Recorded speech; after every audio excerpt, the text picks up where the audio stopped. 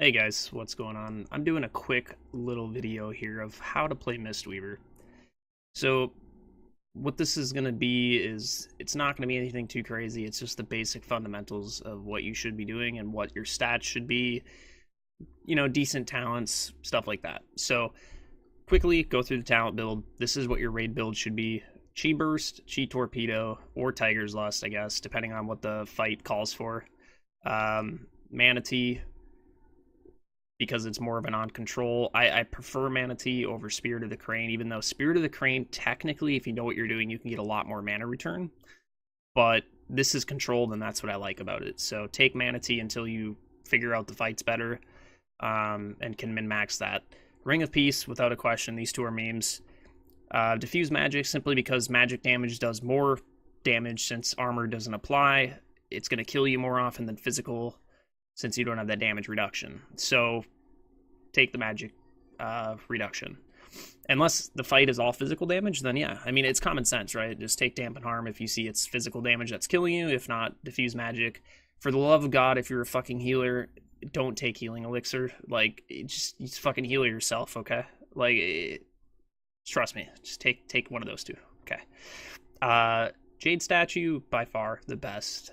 It's basically AFK healing, has no mana cost. If you keep this active on people for 2 or 3 minutes of a raid fight, it's going to do way more healing throughput than both of these combined. So just take the statue. And the rest of them, like I said, just you can take the stuff if you want to be adventurous, and if you think you can play it well, then do it. I'm sure you can. But when you're starting out, you definitely want to run this build. Upwelling, hands down. What this does is it basically allows you to charge up your essence font from the base ability, and it charges up over like 18 seconds. I don't know. It gains like stacks up to 18, as you can see. And what that does is you can actually hold on to that, and then when there's like big raid damage coming out, it almost acts as like a mini revival, except it's a little over time. But each bolt does hit for a good amount of healing. So I mean, it's really, really good talent. If you want to know what the dungeon build would be, it's Mistwrap, Life Cycles, because with those two, what it does is it allows you to put the statue on the tank when the fight starts. You throw Renewing Mists on them, so then when the statue's healing them with the Renewing Mist, it's proccing your Gusts of Wind, your Mastery. So then you get that free healing from that. So every time it would proc, with my shitty mastery, I only have 362 points. Just me having Renewing Mists on the tank with the statue AFK healing, it's proccing every now and then for 5,713 healing, free. So that's the way you should start the fight. You can go in DPS or do whatever, but as soon as you see the tank taking damage, what I do is then I will target the tank again with Soothing Mists and cast Enveloping Mists to get more hots on them, plus then you get that healing bonus, and it lasts 1 second longer.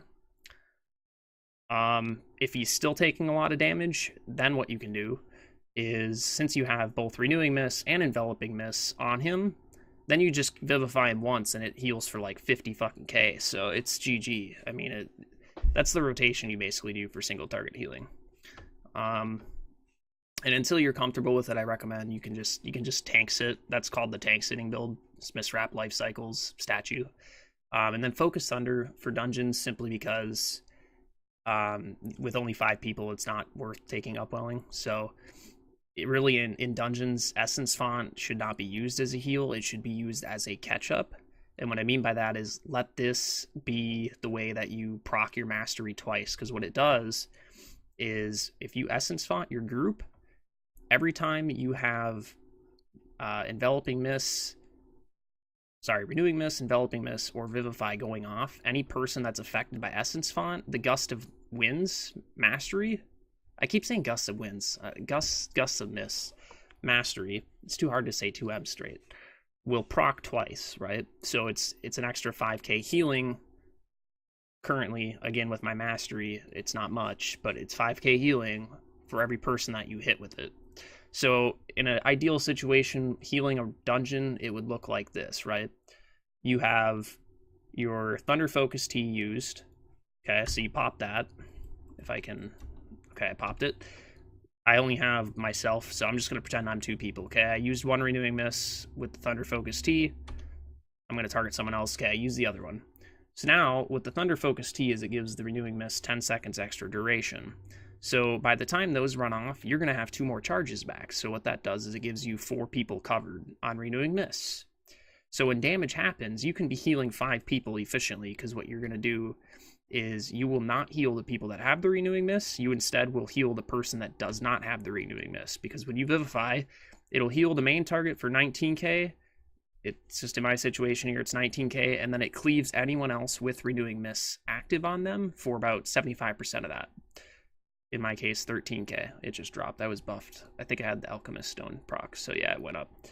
But basically, Renewing Mist is your cleave, so you want to use that to your potential. And if, like I said, if you feel like you need that extra burst healing in dungeons, use Essence Font, and then Vivify whoever the fuck you really want, because then what it does is you're getting double procs of your mastery. So Essence Font's fucking awesome. Just be very careful with how you use it, because it is the most expensive spell that we have mana-wise, and you will drain yourself very quickly. So keep that in mind.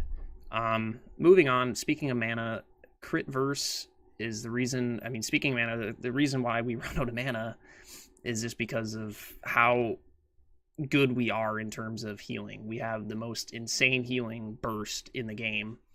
So you want to stack Crit Verse simply because you will have mana issues in raid if you don't. Haste Mastery is more healing throughput by far, but you just can't do it in raids. I've tried, you can't. So trust me on that. Play Crit Verse for raid, Haste Mastery for dungeons if you want. It's not a big deal though, because honestly in dungeons I'd recommend survivability more than anything. So I'm running this still for dungeons actually. Or to be honest, the only thing I switch out, I'll show you. Boom, dungeon build. So I just have a Haste Mastery staff with a quick nav enchant, so it makes up for the haste that I lost. My mastery is still really, really low, but honestly, it doesn't matter. It does heal for more, but if you, with this much crit and verse, it's like your heals hit them for a lot. If you cleave it and do it right, it's fine. So that's that. And in raid, I kind of explained the rotation with dungeons, but in raid, what you want to do ideally is be using Renewing Mists off cooldown. As soon as you have it, make sure it's gone, right? You always want to see this counting down. Otherwise, you're not doing it right. You want to have, in raid, the goal to be every Vivify you cast, you want to have as close to 2 Renewing Mists out as possible. And most of my logs, if I looked at them, they'd be at about 1.98, 1.97, somewhere in there. So you want to get as close to 2 as possible, being that, again, like I said, if you cleave, or you get that Vivify cleave so you can heal 3 people at once. Same thing with Essence Font. I mean, you want to make sure you're Essence Fonting when there's damage going out, and don't use it otherwise. Otherwise, you're blowing your mana, and it's not a good time. So use that responsibly. Essence Font and get those Renewing Mists out, and then Vivify the people that have Essence Font, so that you're proccing the mastery onto the people that don't have the Renewing Mists. You're getting that 5k free healing. You're giving them the Vivify healing, so that's like 25k healing from that. The Essence Font Hot as well does a good amount of healing. In dungeon, or well, in raids over time, it does a good amount of damage. Or I keep saying damage, healing. I can't talk. So that's what you want to aim for, and it's pretty straightforward. It's the hardest thing for you guys. It's going to be learning how to manage your mana. And in situations where you don't have Essence Font charged up, and you don't want to be spamming Vivify because, say, your Renewing Mists are, you haven't set them up or anything, and you just got caught with your pants down, essentially, that's what Chi Burst is for. So Chi Burst is a free big heal. If you can point it in the right direction, it does pretty well. So that crit for 9k. So now times that by 20 people. If you hit 20 people, it's 200k healing, potentially. So it's almost a mini cooldown. You can use that every 30 seconds. So make sure you're paying attention to that. And Mana Tea. Don't forget about Mana Tea. Ideally, you want to make sure if you do have any renewing mists, when you use Mana Tea, you use them, and you can get enveloping mists on the tanks if you really want. If the tanks are about to take damage, since it's 50% mana cost, you basically have the free reign to do whatever you want.